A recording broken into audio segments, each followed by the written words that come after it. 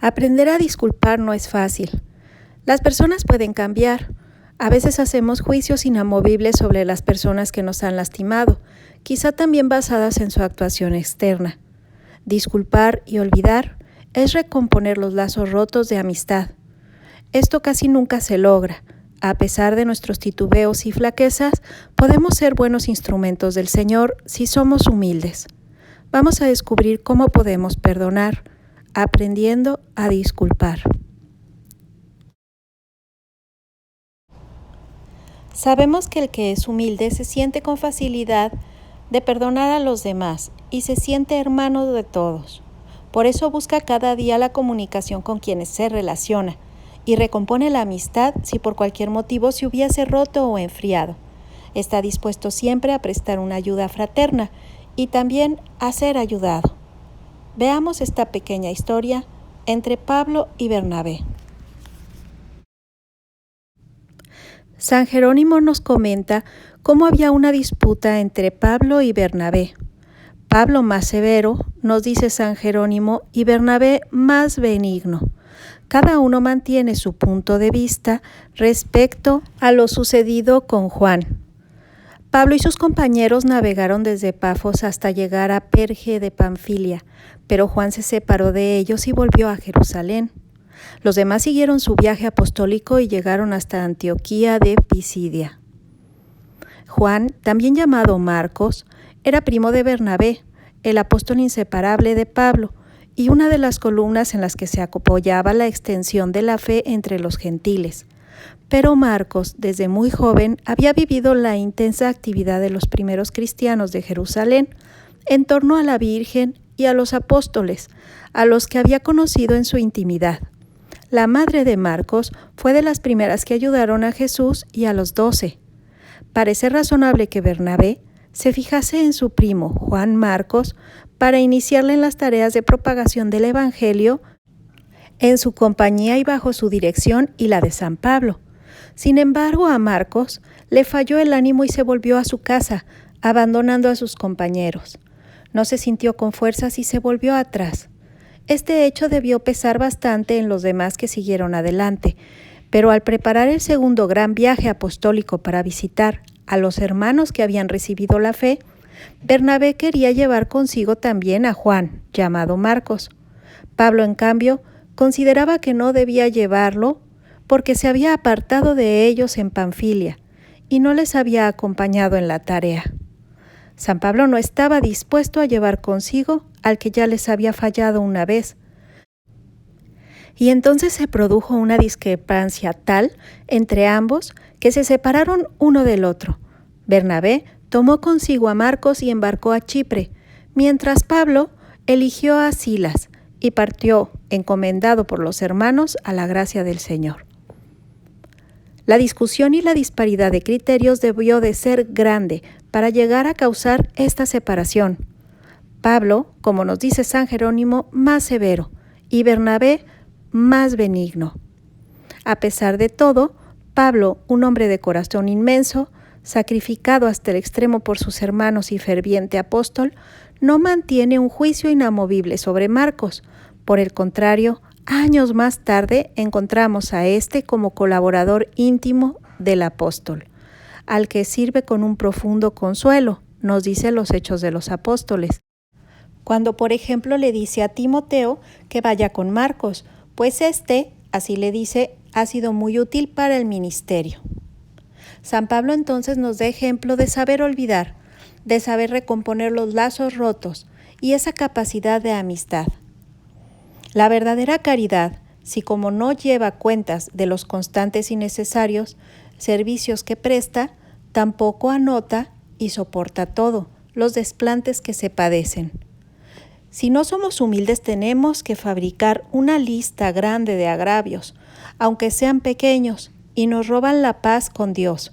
Perdemos muchas energías y nos incapacitaremos para grandes proyectos que cada día tiene el Señor preparados para quienes permanecen unidos a Él. La persona humilde tiene un corazón puesto en Dios y así se llena de gozo y de alguna manera se hace menos vulnerable. No le importará tanto lo que habrán dicho o lo que habrán querido decir. Olvida enseguida y no va a dar demasiadas vueltas a aquellas humillaciones que experimentó, porque sabe que todo hombre y toda mujer en algún momento lo experimentan en su vida. Esos son sucesos de la vida corriente. Por eso esa sencillez, esa humildad de no enredarse en puntos de honra que levanta la soberbia, el dejar a un lado los posibles agravios que dan las personas una y otra vez a nuestro corazón, nos hace recomenzar de nuevo, después de una cobardía o de una derrota. Así, por ejemplo, vemos que a San Marcos, después de esa cobardía, del cansancio del primer viaje, le vemos enseguida de nuevo retomar la tarea con Bernabé, dispuesto a ser fiel sin condiciones. El que es humilde se siente con facilidad hermano de los demás. Por eso busca cada día la comunicación con quienes se relaciona. Hay que recomponer la amistad si por cualquier motivo se hubiese roto o enfriado, y estar dispuesto siempre a prestar una ayuda fraterna, también a ser ayudado. Así se construyen cada día las relaciones necesarias de toda convivencia. Los que están cercanos se sostienen recíprocamente y dan gracias, y en ellos surge el edificio de la caridad. Si yo, pues, no hago el esfuerzo de soportar tu carácter, y si tú no te preocupas en soportar el mío, ¿cómo podría levantarse entre nosotros el edificio de la caridad, el amor mutuo, si no nos une la paciencia?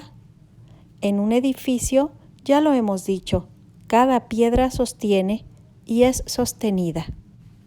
San Gregorio Magno. Así que entonces comprendemos que la caridad puede más que los defectos de las personas, que la diversidad de nuestros caracteres, que todo aquello que pueda imponerse en el trato con los demás. La caridad vence todas las resistencias.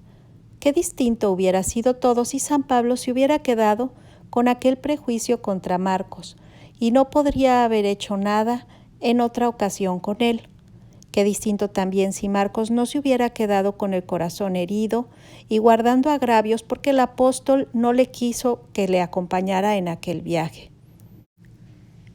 Por esto pidámosle hoy también nosotros a nuestra Madre Santísima, la Virgen María, que nunca guardemos pequeñas o grandes ofensas en nuestro corazón, de aquel daño que nos hayan hecho nuestros hermanos. En nuestro amor al Señor y en la caridad con el prójimo, tenemos que avanzar y crecer con humildad. Aprendamos de San Marcos a recomenzar con humildad después de haberse equivocado. Y como San Pablo, aprender a perdonar a los que nos han defraudado, retomando nuevamente la grandeza que hay en ellos y que Dios ha puesto en sus corazones.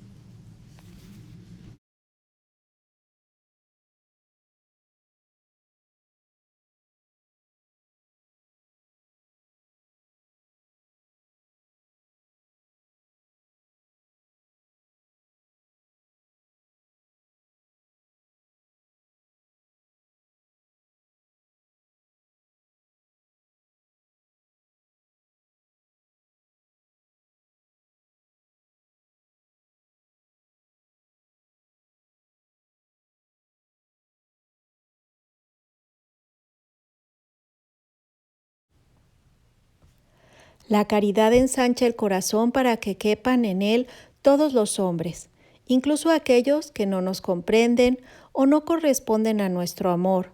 Junto al Señor no nos sentiremos enemigos de nadie. Junto a Él aprenderemos a no juzgar las intenciones íntimas de las personas.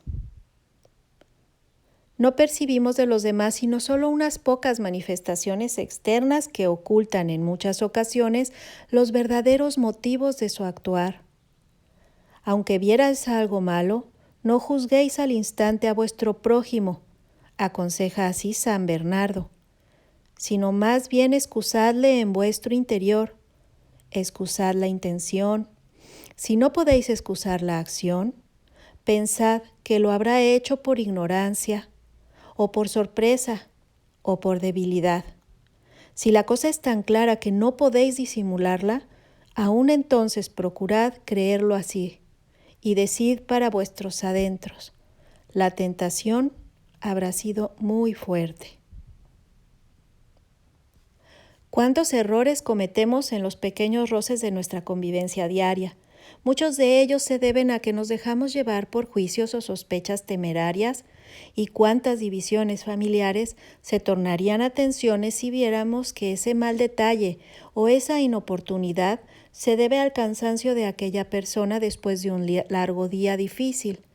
También, mientras interpretemos con mala fe las intenciones ajenas, no tenemos derecho a exigir comprensión para nosotros mismos. La comprensión nos inclina a vivir amablemente abiertos a los demás, a mirarlos con simpatía, alcanza las profundidades del corazón y sabe encontrar la parte de bondad que hay siempre en todas las personas. Solo es capaz de comprender quien es humilde. Si no, las faltas más pequeñas de los demás se ven muy aumentadas y se tiende a disminuir o a justificar las mayores faltas y errores propios. Es decir, somos duros con los demás y muy indulgentes con nosotros mismos. La soberbia es como esos espejos curvos que deforman la verdad y la realidad se ve diferente. Quien es humilde es objetivo y entonces puede vivir el respeto y la comprensión con los demás. Surge una fácil disculpa para los defectos ajenos. Ante ellos el humilde no se escandaliza. No hay pecado, escribe San Agustín, sin crimen cometido por otro hombre que yo no sea capaz de cometer por razón de mi fragilidad.